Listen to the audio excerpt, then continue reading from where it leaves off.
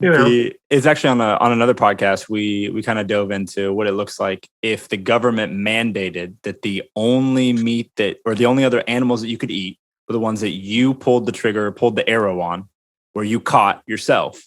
How many people would keep eating meat? It wouldn't.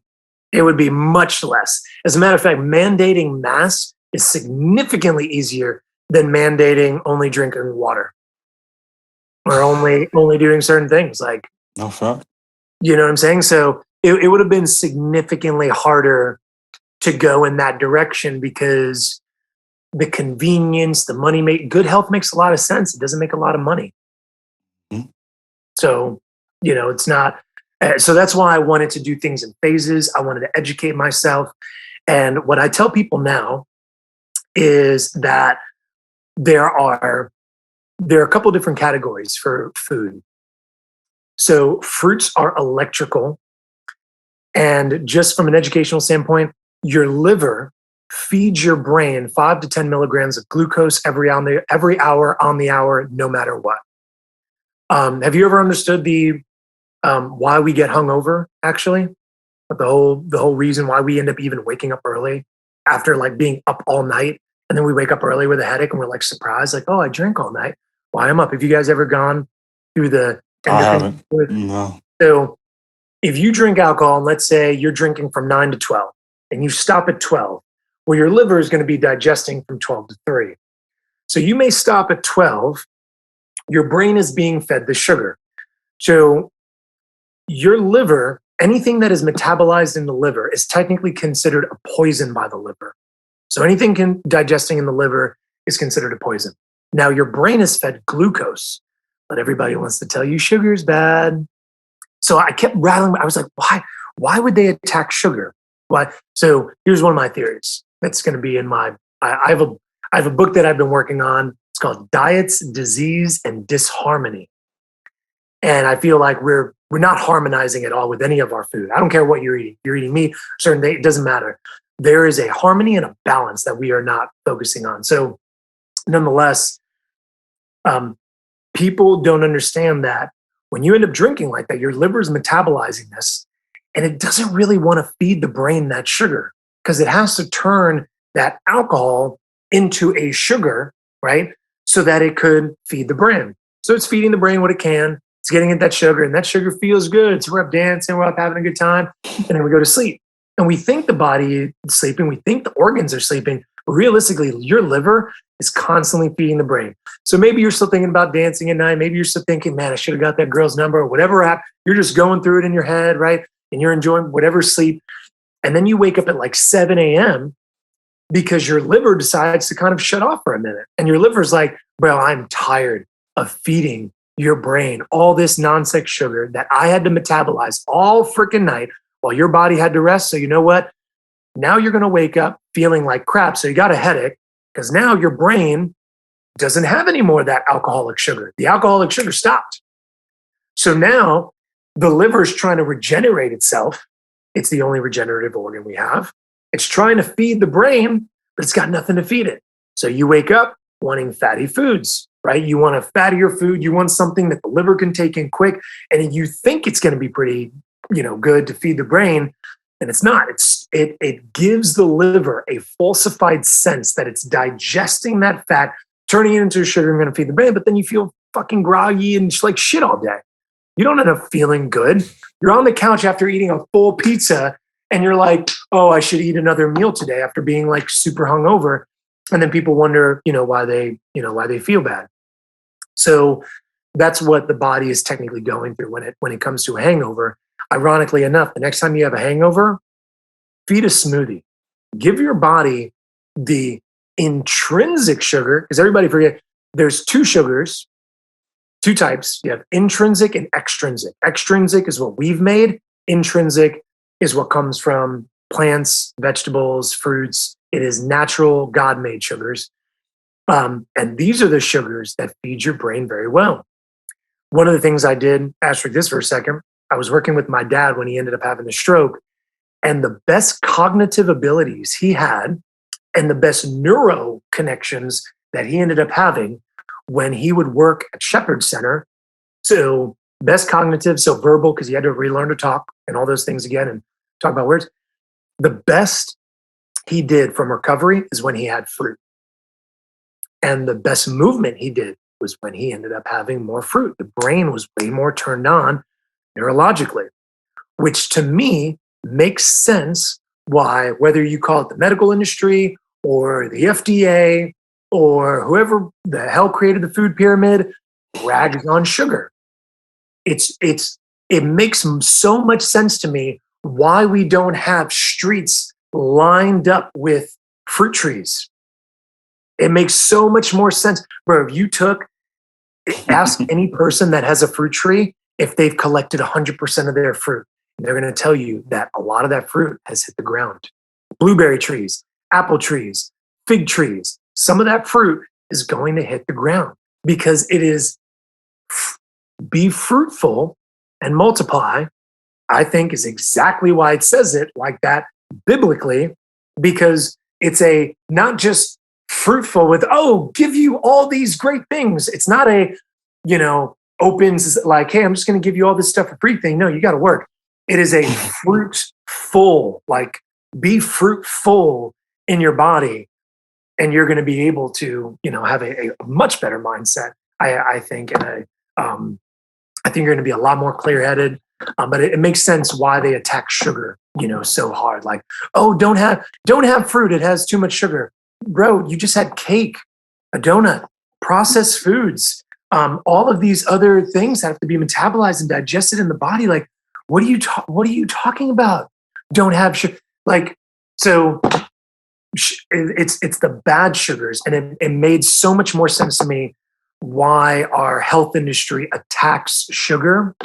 Because if we as a population ate more fruit, I guarantee you we have much less, we don't have as much of a sick population. Fruit doesn't cause issues, it exposes them. If you want, do a test over the weekend. Eat for one day as much watermelon and grapes as you possibly can devour. Go ham. Buy 3 watermelons. Guarantee you won't finish 2 of them. Go ham. Eat as much watermelon as you possibly can. You're going to take the best shit you've ever had in your life. You're going to end up having the greatest bathroom breaks. Your skin, you're going to notice some significant change, very significant change, actually, which is really very interesting. So try that. Just do one day. That should be a challenge. You throw that joint in your book, man. Put that in there for people to do. So, and I get the whole fasting thing, right? Because the body can heal itself, right? Mm-hmm. It definitely can. But it has to have the right environment. You can't solve a problem in the same level of consciousness that was created, right? If a problem happens and you're fucking mad and frustrated, you can't keep being mad to solve it. You may be able to, but like getting there was just kind of like exhausting. You don't need to do, you gotta need to take a step back. Okay, here's the problem. This is what I need to do. Trial and error. Okay, great, right? Like, what did Albert Einstein say? He didn't do something. He didn't fail. He didn't just fail 10,000 ways. He just found 10,000 ways not to do something. Cool, great. There's 10,001. You're going to have other ways that you're going to be able to do something. And I think the fruit and being able to let that body heal itself, you have to put it in the right environment. And I think fruit is definitely going to be able to help heal the organs. And it is going to be able to do so many different things to the body, help your endocrine cycle, your hormone cycle. It balances out so many other things. It's pretty ridiculous, even within blood. So the only way I'm going back to eating meat is if I kill something. That's about it. Thank you, because in a span of about 10 to 15 minutes, I think you did the whole plant-based rationale more justice than I was able to do in a whole episode we had one time. So thank you so much for that. Dude, and it's tough. So if for all my meat eaters out there, smoothie in the morning, fruit smoothie in the morning, because it's also your heaviest detoxifying hour. What's the first thing you do when you wake up? You go to the bathroom, right? It's your longest digestion kind of period. So fruit in the morning, a little bit more of those leafy greens in the afternoon. You want to do bowls, great. Leftovers, cool. Try to have more greens. At night, if you can sneak in some more greens, cool. But at night is where you get back into the kitchen. Now, the only problem is people are like, oh, but my eggs and my bacon and all that other stuff.